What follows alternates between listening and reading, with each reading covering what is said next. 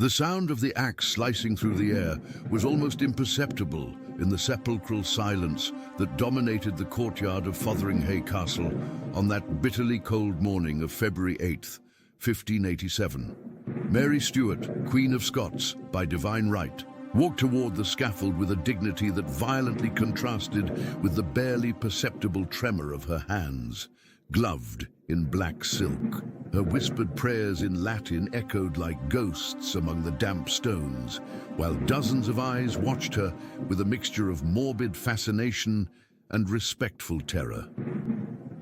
18 years of captivity had transformed the woman who had once danced in the gilded halls of the French court into a spectral figure whose grey hair, hidden beneath an auburn wig, could not disguise the weight of decades of conspiracy, betrayal, and shattered hope. Half a century earlier, on a perfumed morning, in Greenwich, Anne Boleyn stirred awake to what would be her final dawn. It was May 19th, 1536, and the dewdrops still glistened on the rose petals when she opened her eyes in the Tower of London, hearing the first echoes of preparations for her execution. The woman who had seduced a king, shattered the Christian unity of Europe, and forever altered the course of English history, now lay in a narrow stone bed, her long pale fingers compulsively tracing the beads of the rosary that had been her only companion during her final days. The smell of incense mixed with the acrid odor of damp stone walls, creating a suffocating atmosphere that seemed to presage the horror to come. Two queens, two executions, two different ways of dying, but which one faced the crueler end?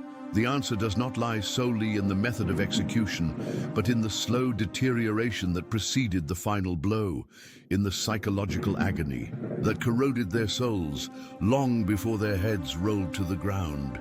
Mary Stuart was born to reign. At 6 days old, she was already Queen of Scots, crowned in a sumptuous ceremony at Stirling Castle when she was only 9 months old. Her beauty was legendary. Coppery auburn hair that shone like polished bronze under candlelight, brown eyes that seemed to hold the secrets of centuries, and a statuesque height that made her stand out in any crowd. Educated at the French court, she spoke 7 languages fluently, played the lute with the delicacy of an angel, and danced with a grace that left ambassadors and princes utterly mesmerized. When she returned to Scotland in 1561 at 19, she was the embodiment of Renaissance royalty, learned, refined, Catholic in an increasingly Protestant land, and dangerously ambitious. But Mary's power was like a wild flame, beautiful to behold, but destructive to anyone who approached too closely. Her first marriage to Francis II of France had lasted only 2 years before the young king's untimely death made her a widow. At 18, her second marriage to Lord Darnley was an epic catastrophe. The young Scottish nobleman, handsome but volatile, proved to be a violent and scheming husband. The night of March 9th, 1566, would remain forever etched in Mary's memory as the moment her life began its descent into the abyss. Darnley, in a jealous rage, had burst into her apartments at the Palace of Holyrood House, accompanied by armed conspirators, dragging David Rizzio, Mary's Italian secretary, out of the dining chamber. Rizzio's screams echoed through the corridors as he was stabbed 56 times, his blood staining the stone floor in a scarlet pool that seemed never to fully dry from Mary's memory. 6 months pregnant, Mary watched in horror as the man she considered a loyal friend was brutally murdered just feet from where she stood. The trauma was so intense that she went into premature labor, but managed to save the child. The future. James VI of Scotland and I of England. That night, as she held her newborn against her chest and still heard the echoes of Rizzio's screams, Mary Stuart understood that royal power was a fragile illusion, always at the mercy of the violence of those who should protect her.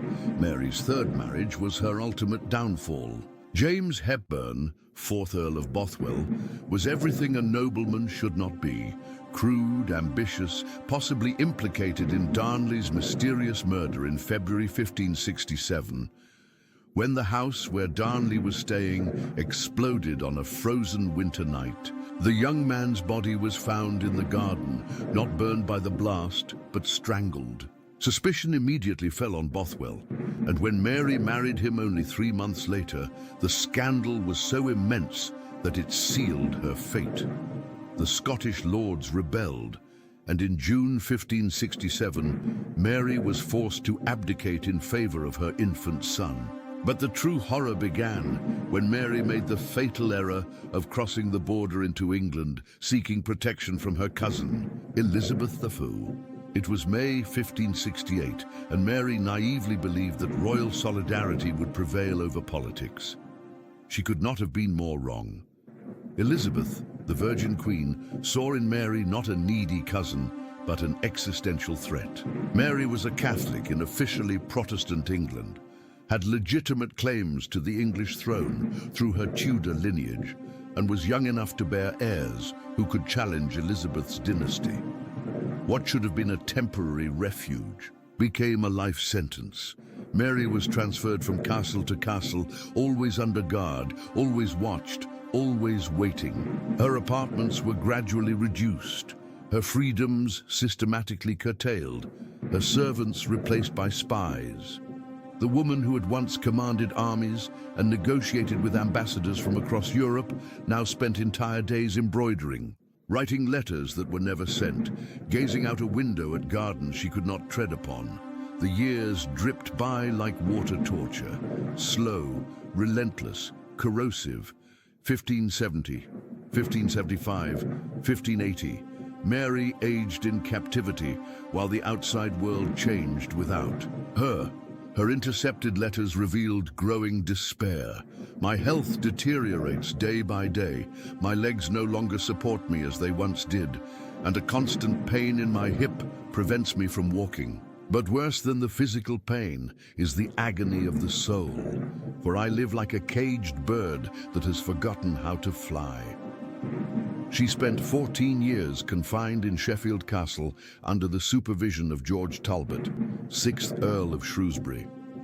Talbot was a kind man who initially treated Mary with the respect due to a queen, but as the years passed and Catholic plots multiplied, he was forced to tighten the guard.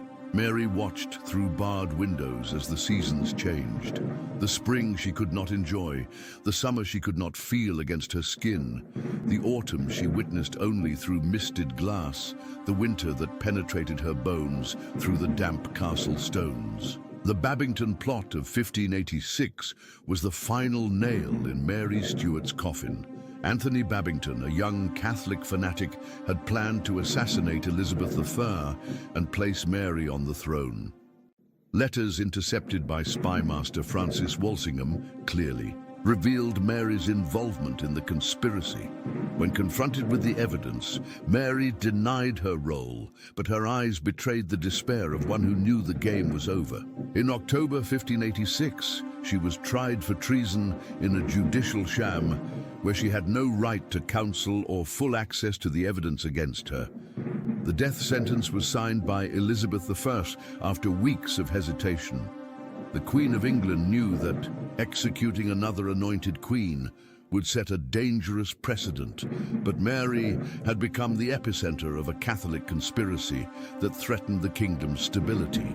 Elizabeth signed the sentence on a cloudy February morning and immediately regretted it, ordering that the document not be sent. But her advisors, fearing her indecision, secretly dispatched the order for execution. When Mary learned she would be executed, she reacted with a serenity that astonished her jailers. "I thank God for at last allowing me to give my life for the Catholic faith," she wrote in one of her final letters. 18 years of captivity have been my purification. On this earth, now I will find true freedom. The night before her execution was long and silent. Mary spent hours writing farewell letters, distributing her few possessions among the loyal servants who had remained with her through captivity. Her fingers, deformed by the arthritis developed in England's damp castles, trembled as she held the quill. The candlelight flickered across her aged face, revealing the deep wrinkles that suffering had carved into her once perfect skin. Dawn on February 8, 1587, brought a dense fog that covered the courtyard of Fotheringhay Castle like a shroud. Mary awoke before daybreak and spent an hour in private prayer. When the time came, she dressed carefully, in a black velvet gown over a red petticoat, the color of Catholic martyrdom.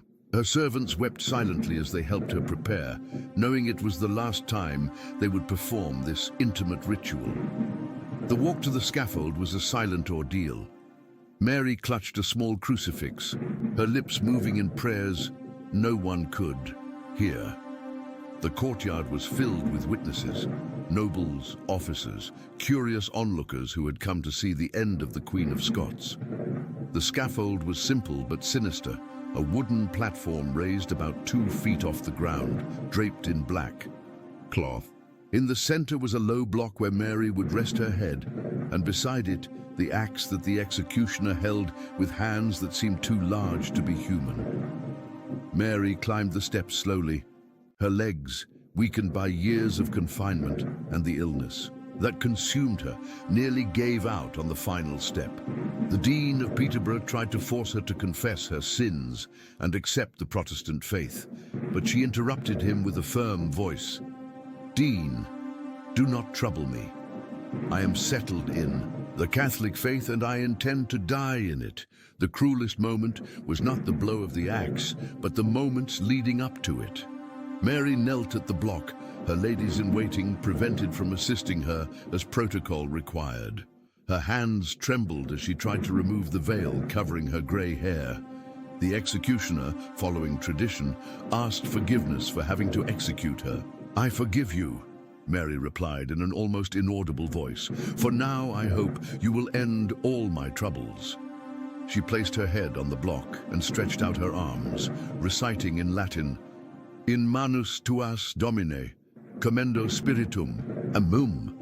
"Into your hands, O Lord, I commend my spirit." The executioner raised the axe, but his first attempt was poorly aimed. The blade struck the back of Mary's head and she murmured, "Sweet Jesus," before the second blow finally severed her head from her body.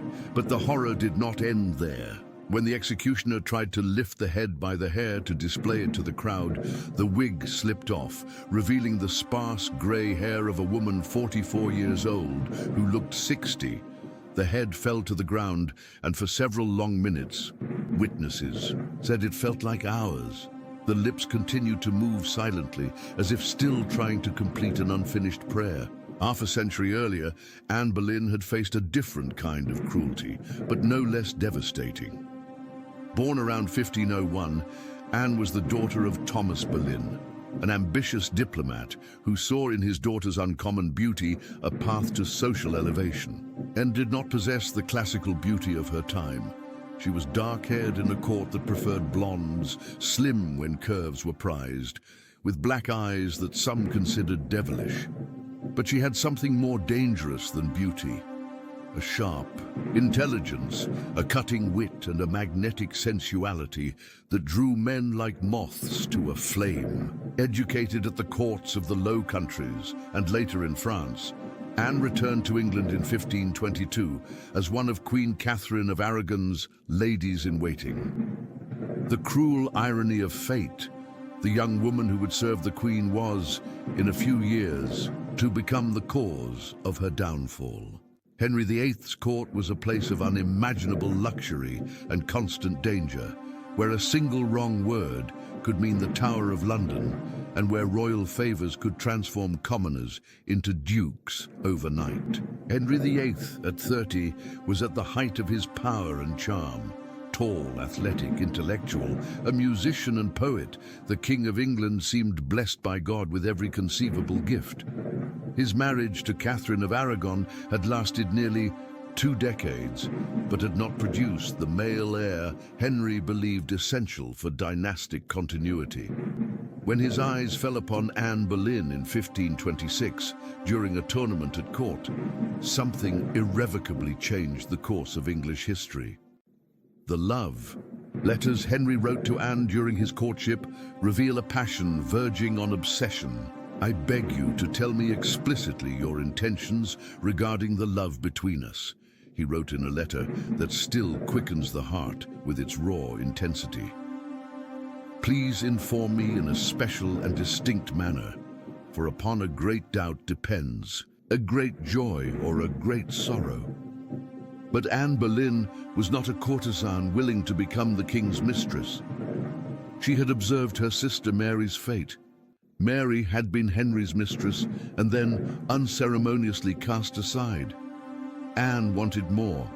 She wanted to be queen, and in a gambit that demonstrated both genius and fatal recklessness, she refused to yield to the king until he married her. For 6 years, she kept Henry in an agony of unconsummated desire, using her sexuality as a political weapon. What followed was a revolution that shook Christendom. Henry broke with Rome, declared himself supreme head of the Church of England, annulled his marriage to Catherine, and secretly wed Anne in November 1532. In May 1533, Anne was crowned Queen of England in a lavish ceremony at Westminster Abbey, walking upon a purple carpet that stretched from the Abbey to the Palace of Westminster, wearing a crown that was as heavy physically as it was symbolically. But Anne's glory was fleeting. In September 1533, she gave birth not to the longed-for male heir, but to a daughter, the future Elizabeth I. Henry concealed his disappointment, but those close to court noticed the change in his gaze when he looked at his new wife. The man who had defied the Pope and divided England for love began to question whether it had been worth it. The following years were a slow psychological torment for Anne. She suffered at least 2 miscarriages, including one in 1536 that, according to rumor, had been a boy. Each loss was not only a personal tragedy, but an existential threat to her status as queen. Henry, ever superstitious, began to see the miscarriages as a sign of divine displeasure. "God does not bless this union," he murmured to his closest advisors. Anne's personality, which had captivated Henry during the courtship, now irritated him deeply. She was argumentative, jealous, politically savvy, everything a Renaissance queen was not supposed to be. Her arguments with Henry became legendary at court. "Your Majesty will find that you will have more children with me than you ever had with that woman," she once shouted in a particularly heated exchange, referring to Catherine of Aragon. Henry replied coldly, "You must be content with what I have given you, for I will not speak to you as I did with that other woman." The beginning of the end came when Henry's attention turned to Jane Seymour, one of Anne's ladies-in-waiting. Jane was everything Anne was not: submissive, quiet, traditionally feminine. Anne watched with growing horror as Henry courted Jane openly, using the same methods he had used with Anne years before. The irony was cruel and did not escape Anne, who bitterly remarked to a friend, "He flirts with her exactly as he courted me, with the same gifts and the same sweet words. I'm a queen being replaced as if I were a servant." In January 1536, Anne suffered another miscarriage on the same day she learned of Catherine of Aragon's death. The psychological impact was devastating.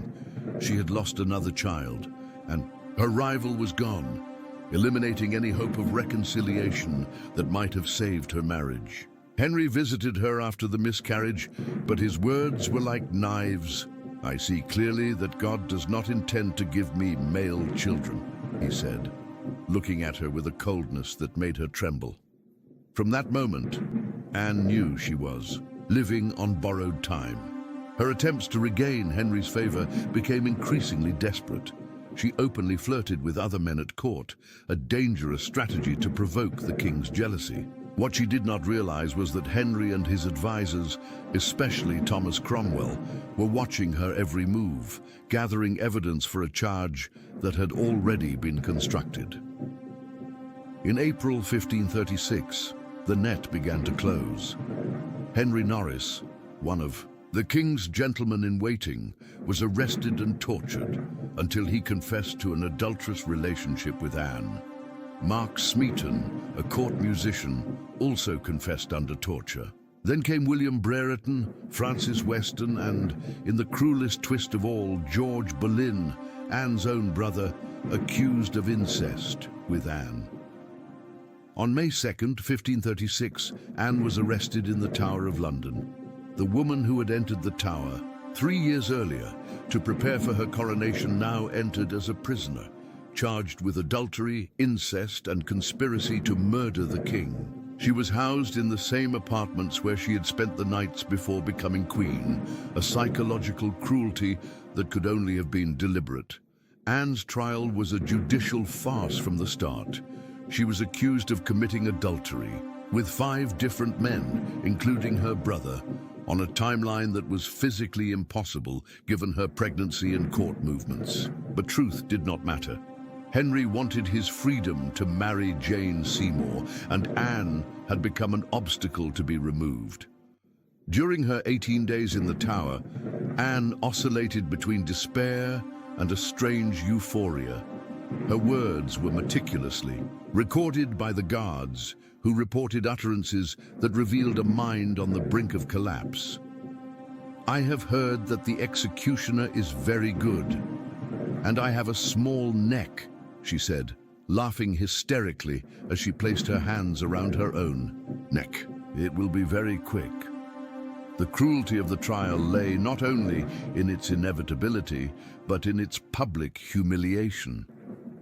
Anne was forced to listen to detailed accusations about her alleged sexual life, intimate descriptions of encounters that never happened, testimonies from men who had been tortured until they confessed. She denied every accusation with a dignity that impressed even her enemies.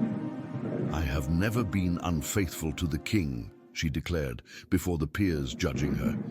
"These accusations are false and born of the malice of those who wish for my destruction." But her eloquent defense was worthless. On May 15th, she was convicted of death by unanimous vote. Henry, in a final display of mercy, commuted her sentence from burning at the stake to beheading. He even sent for an expert executioner from Calais, who used a sharp sword instead of the traditional English axe. Purportedly, a faster, less painful method. Anne's final days in the Tower were an indescribable psychological agony. She knew Henry had already secretly committed to Jane Seymour and that her marriage had been annulled retroactively, rendering her daughter Elizabeth illegitimate. All her struggle, all her sacrifice, all the religious revolution she had caused, it had been for naught. Worse, she knew her brother George, innocent of incest charges, would also be executed because of her. On the eve of her execution, Anne spent hours in prayer. Unlike Mary Stuart, who found solace in the certainty of her Catholic faith, Anne faced a profound spiritual crisis. She had been instrumental in England's break from Rome, but now questioned whether she had been an instrument of God or of the devil. Her final letters reveal a woman tormented by doubt. "I do not know if I shall find salvation, for I do not know if my actions were holy or sinful." Dawn on May 19, 1536, brought a clear, sunny morning that cruelly contrasted with the darkness of the events to come.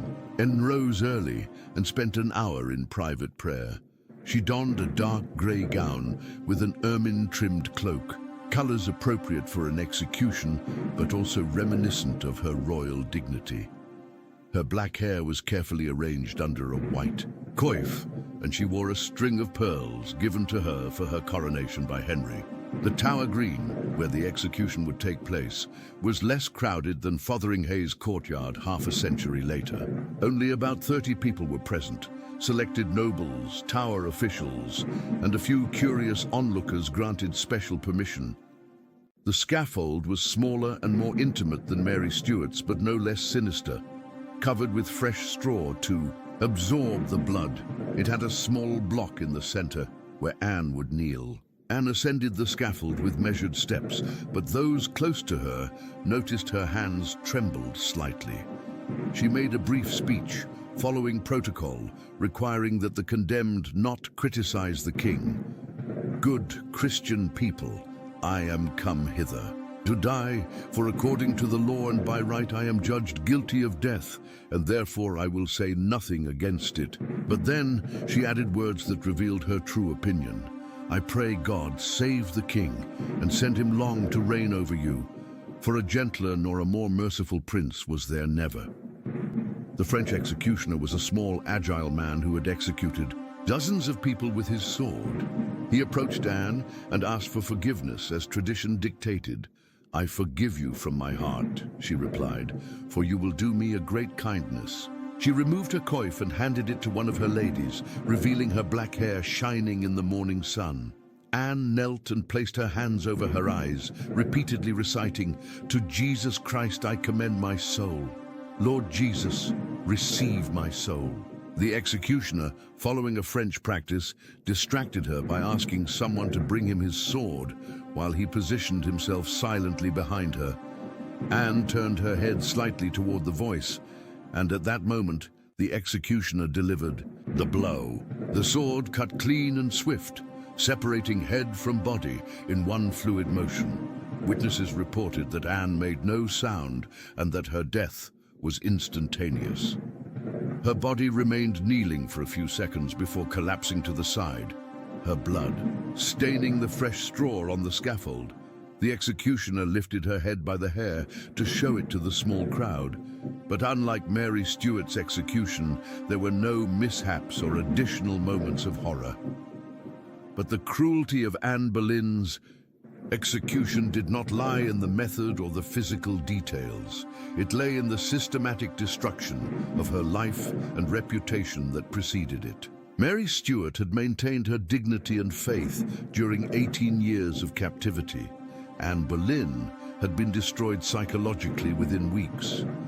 Mary understood why she was dying and found meaning in her death as a Catholic martyr. Anne died in spiritual confusion, uncertain whether she had been God's instrument or the devil's. Comparing the two executions reveals layers of cruelty that go far beyond the physical method of death. Mary Stuart suffered the cruelty of protracted hope turned into gradual despair. For nearly 2 decades, she was kept alive precisely so she could suffer. Each day of captivity was a small death. Each intercepted letter, a renewed betrayal. Each transfer from one castle to another, a confirmation she would never be free. She was executed with a poorly wielded axe that required multiple blows, prolonging her physical agony, but she faced death certain she died for her faith. Anne Boleyn, on the other hand, suffered the cruelty of a devastatingly swift fall. From adored queen to condemned prisoner in less than 3 weeks. There was no time for gradual acceptance, no years to make peace with her fate. Her execution was technically perfect, a single clean stroke from a sharp sword, but she died in spiritual torment. The cruelty also lay in the personal context of each execution. Mary Stuart was executed by order of her cousin, a cold political decision understandable within the logic of royal power. Anne Boleyn was executed by the man who had claimed to love her above all else, and who had defied the Pope and divided Christendom for her.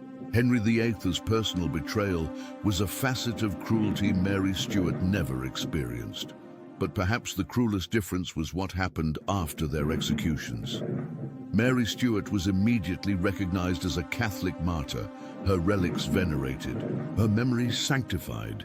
She died for something greater than herself, and that gave meaning to her death. Anne Boleyn was immediately forgotten and defamed.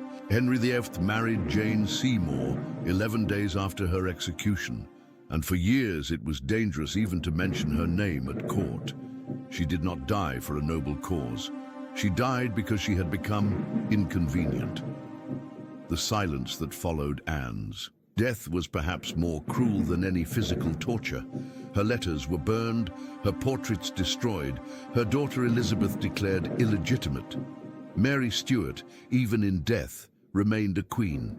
Anne Boleyn was retroactively turned into a non-person, as if she had never existed. Years later, when Elizabeth I became one of England's greatest monarchs, Anne Boleyn's posthumous rehabilitation began slowly. But this does not diminish the cruelty she faced in life. She was executed without knowing that her daughter would one day prove that she had given birth to a dynasty that changed the world. The question of which execution was crueler cannot be answered simply by comparing the number of axe blows or the efficiency of the sword. The true cruelty lay in the layers of psychological suffering, the systematic destruction of human dignity, the manipulation of their deepest hopes and fears. Mary Stuart faced the cruelty of hope prolonged into despair, but she maintained her faith and dignity. Anne Boleyn faced the cruelty of a devastatingly swift fall, dying in confusion and spiritual abandonment. The most profound cruelty is that both were executed not for being evil, but for being too powerful for the men who feared them. Mary Stuart died because she represented a threat to Elizabeth I's Protestant legitimacy. Anne Boleyn died because Henry VIII wanted a new marriage and she had become an obstacle.